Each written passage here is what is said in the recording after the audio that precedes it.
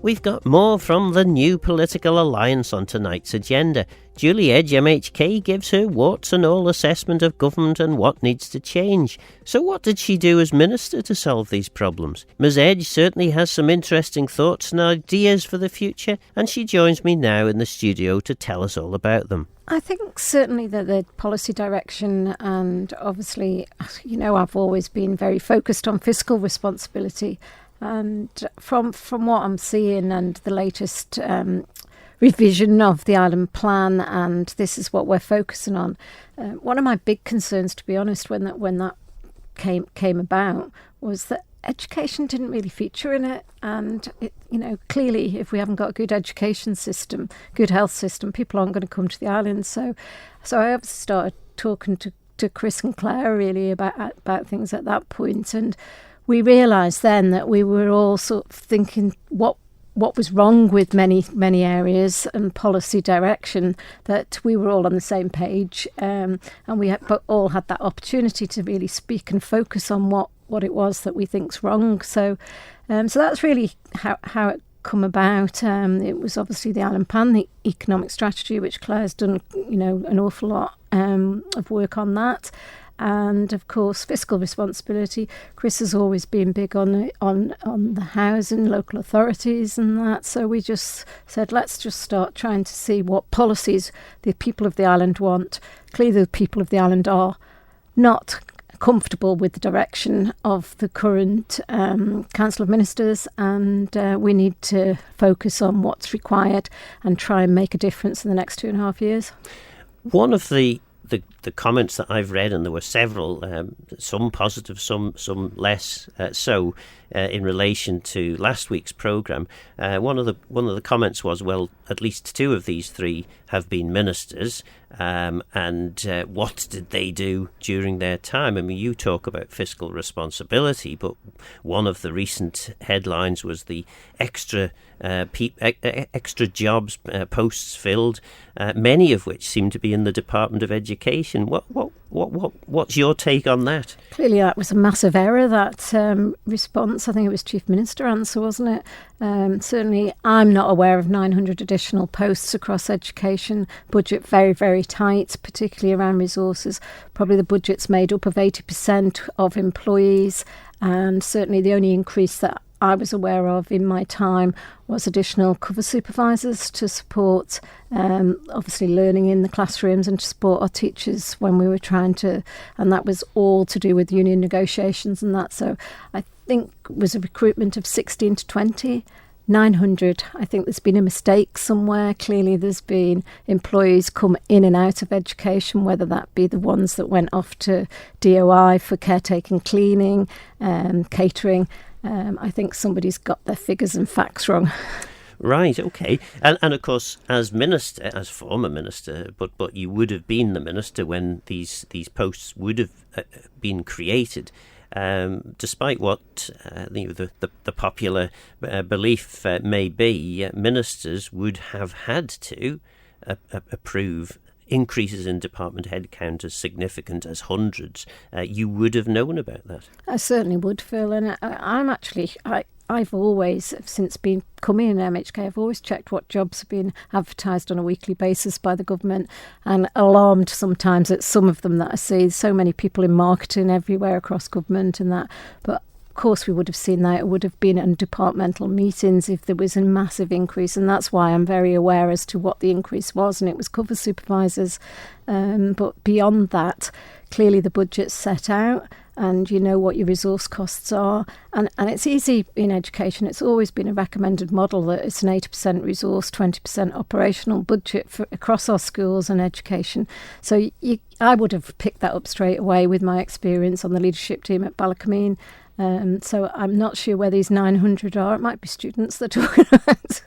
So, I mean, this is something that I would imagine listeners would be quite perturbed about. I mean, effectively, you as former minister are saying this couldn't possibly have happened.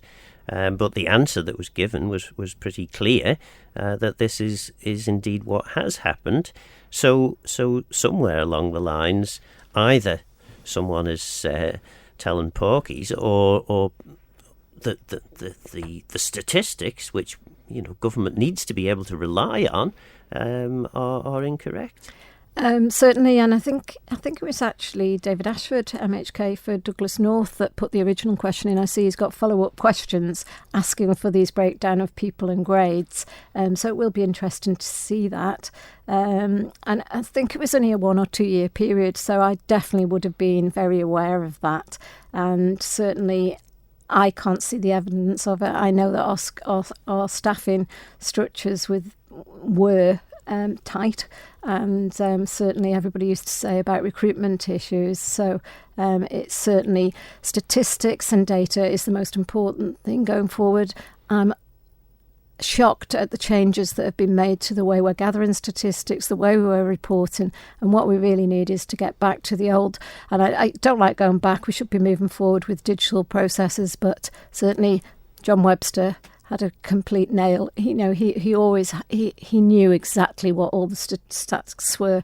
And why are we not following the same stats now today? We should be, and we should know exactly what's happening. Increasing in employees is really key. It's quite easy to look at because every area. The biggest issue that I feel has caused the bloat and all these additional posts is the fact that we haven't got a personnel control mechanism in place. I've done motions on that in the past administration. It's key. If you haven't got your staffing structures and the structure required to run the government, you know your numbers, how on earth can you keep a handle on it? I think it was in the current Chief Minister's time, it went and it moved to a budgetary process for employees, and all we've seen is increase.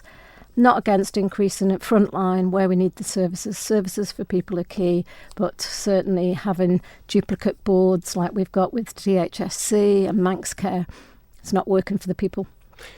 Interestingly, one of the comments that Theresa Cope made about a month or so ago on this programme was that part of the problem, part of the reason why it has taken Manx Care so long to get it to a position where it's starting to deliver what it's expected to deliver is it couldn't rely on any of the statistical information it had, or the statistical information was nowhere near robust enough for it to be able to rely on it. This seems like a common theme across government then. Yeah, certainly. I worked in Old Nobles. I'm very aware of how statistics should be gathered in health and coding of health. And, certainly when you want to look at cancer statistics and that, and people, well, how many operations, what's the cost and everything, statistics is key. I blame the calibre of manager. If we haven't been recruiting managers that know how to gather data, or they've got clear direction from their leaders, and it's all down to leadership. And unless we get the leadership right, they know how to gather statistics in line with all the financial regulations and current policy. I don't want to hear it as an excuse, though, because I know the data's sitting there. It's just that they don't know how to gather it. Manx Care is very new. It's only 3 years. I'm sure my medical records will say everything that I've had from birth, and there is a way of doing that. But it's easy to say that we haven't got it. It's too difficult. Let's get a whole new system that's going to cost us multi-millions. Let's look at what we've got, how we can fix it, and make sure we are continuing to gather data. It's a very, very paper bureaucratic process still at the moment. So during your time as Minister, were you absolutely confident that the statistics that were being presented to you were accurate? I always challenged. Fortunately, having that experience of being on a leadership team in education, I knew if I was getting information back, it wasn't, no, that's not right. Certainly within education, very young new team in there, following on from Beeman's and obviously previous departures, and I felt that I was able to help and support them, particularly around secondary data, because secondary schools data is collected on site in the schools. And say I got a question back about school meals or free school meals, I knew if that data was correct or not because I had that experience. And I think this is what we're missing, is that experience that you need to be able to challenge politically. Because and many people will say it's operational, you shouldn't be involved. I'm sorry, the people of the island want to know that the people that are representing them understand how to challenge data and make sure that what's being presented is transparent and open to the public. So actually, one of the things that you seem to be saying there then is that you need experienced people in departments to be able to understand whether the information that they are providing by way of Tynwald answers, Keyes answers, is accurate. And yet we have perhaps one of the least experienced senior officer group that we've had for many decades, possibly even since ministerial government was introduced. Yeah, that's true. And, that certainly some of the officers that are still there have got that long breadth of experience. I wouldn't accept that, we haven't got that data, we don't know where that is. I was able to direct people to say, well, this is where you'll find it. If you go onto the SIMS system in secondary, you'll find it there. I think that's the significant challenge that government's facing as a whole, because there's been such a departure of that corporate knowledge and experience over the last few years that we are suffering, and I think it's wrong, and we need to get back on track and make sure that data is key and that government is reporting accurately for the people of the island to make sure, again, fiscally responsible.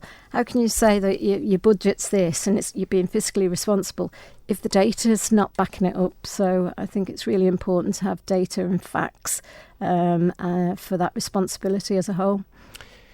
So moving on then to House of Keys, we've got you have a starred question.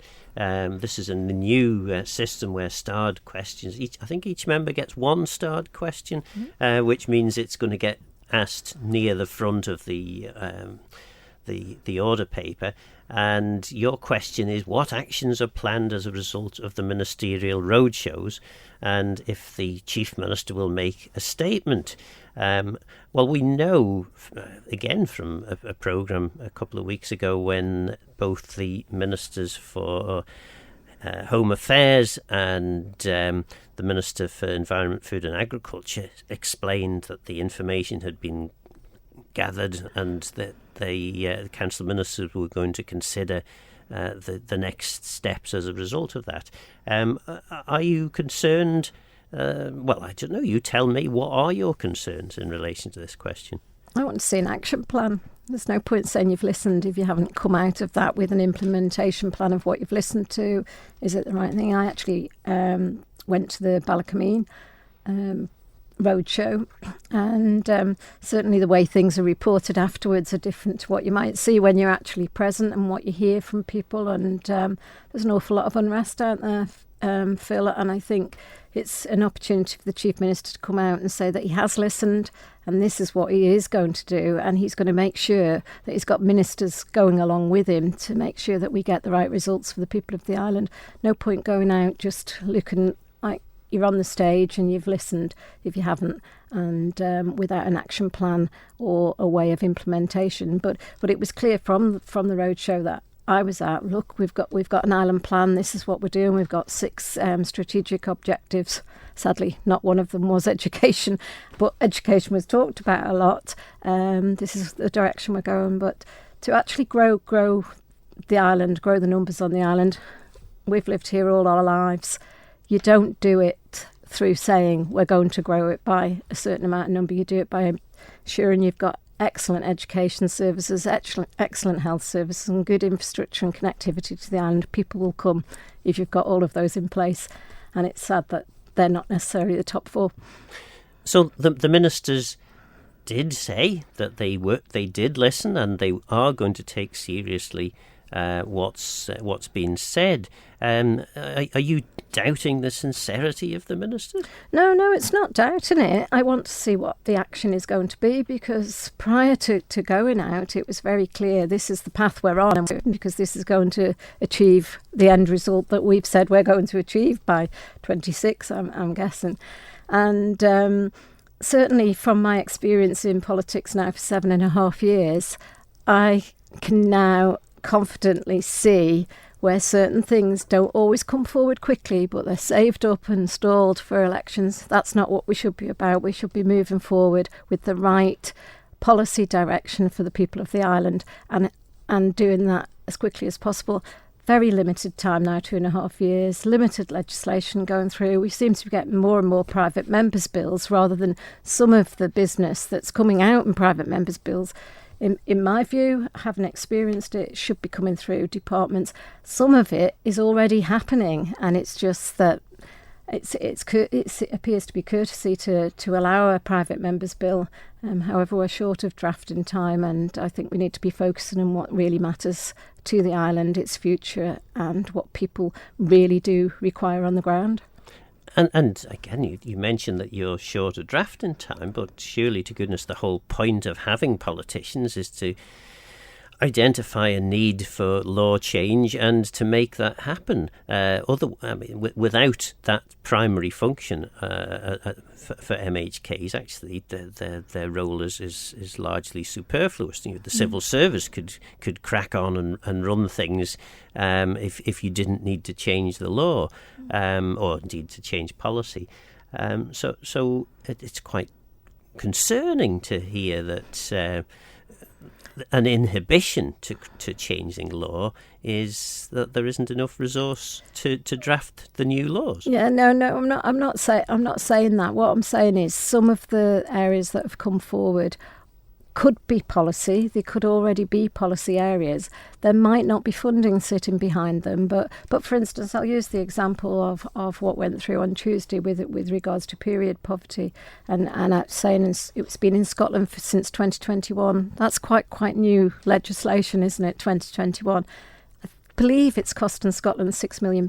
Where's that £6 million coming from? But we have looked at that and said, yes, go ahead, do that process. And I think it was actually Chris Thomas, MHK for Douglas Central, that said there's surely policy in place here that could be tweaked and make this more effective in a quicker timescale, because we know how difficult it can be to get legislation through. So it's not criticism against legislation, it's making sure that you've checked, done your research, made sure there's no policies that could be tweaked, which is a more effective way than actually, and then making sure that the legislation we're changing is the key social policy or economic policy that the island requires. So then other things that you have on the order paper for questions, you're asking a question of the Minister for Health and Social Care in relation to police early action team. What's that one all about? Well, that's to see. Obviously, it's our young, vulnerable, getting into the justice system too early, and making sure that we've got the right quality of people on those teams that are qualified to deal with young people who have possibly got into that situation and become a young offender, making sure they've got all the backing that they require from qualified, experienced people, and it's not just a group of people that are getting together and doing their best. We need to be making sure that all of these policies and new ideas, as in that group, that we keep an eye on it and make sure it's delivering what it was set out to do. And then, of course, we have a leave to introduce in relation to to make provisions about campaigns, donations and expenditure in connection with elections, referenda and other political purposes, about the conduct of referenda and for connected purposes. This is from your Alliance colleague, Chris Thomas. Why would we need these revisions? We have a referenda act, so why would we need any more changes? I think obviously it's just putting the making sure he's crossing the I's and crossing the T's and dotting the I's, to make sure that it couldn't just be a completely very costly event for the island. It's making sure that something is brought in the legislation to secure that. Chris is very, very good with the legislation and the impacts elsewhere, so I'm sure that is the reason why he's bringing it forward at this point in time. Maybe he was psychic and knew there might be a referendum motion amendment coming forward for the assisted dying bill. I don't know, but clearly he knows it's needed, and that is a change in legislation, and that's the type of thing that we should be focusing on and looking at to make sure it's as best it can be to protect the public purse and protect the people. And of course, one of the reasons that the Manx public elect you, elect MHKs, is because a lot of this stuff is quite complex and nuanced and difficult, and it's not, rarely are political questions as simple as yes or no. So perhaps that's part of Chris Thomas's thinking. I don't know. Do you think that a decision on assisted dying is something that the public are going to be well versed enough to be able to make a meaningful decision on? I think that would be really important prior to any referendum, that we make sure that there's good public engagement. I don't feel some of the engagement that's taken place at the present time by invites to the Honourable, the mover of the assisted dying bill, being invited to go to a positive action group or to Liberal Vanna. That's not how the public engagement has happened in other jurisdictions like Scotland and Jersey. It's certainly been a lot more public engagement, and I think that would be really key to any referendum. I know it's, a long time since we've done that. I think there might be other things needed to be added to it, because it's very, very clear to me on the ground, working with people in my constituency in Onken and seeing them most days, people are not happy about an awful lot of things. So, whether there's opportunity to stretch it beyond that, I know that's getting called for now. It could be a new opportunity for complete change of direction prior to the next election. And I think we've got to listen to the people. They're the ones paying for everything. So we need to be making sure that we're listening. And of course, one of the arguments that's been put to movers of private members' bills is, well, actually, we'd much prefer it if you'd solve the housing crisis or deal with fiscal responsibility or whatever the priority may be. And the response from the movers of the private members' bills is this is a relatively small piece of work requiring very little attention in the overall scheme of things from Keys and Ledgeco. But once you start introducing a referendum, then it becomes much bigger, doesn't it? It does. And I think, again, that, there's a lot of experienced politicians in the House at the present time, but there's a lot of inexperience. Some people have only had that 2.5 years, and I think it's really important that everybody does understand it, understands the impact and the implications of doing it. And I'm sure the Chief Minister, when he brings his amendment to the assisted dying bill and talks about it, that he'll make that very clear so that people can honestly consider it. That is something that concerns me, that you've got to listen to all views and consider and represent your constituents, not just completely keep focused on one view. Witnesses have been in the chamber over the assisted dying bill. It's been very valuable. And we have to listen to all sides of the argument and make judgments. We should not be going in with preconceived before witnesses even have a say.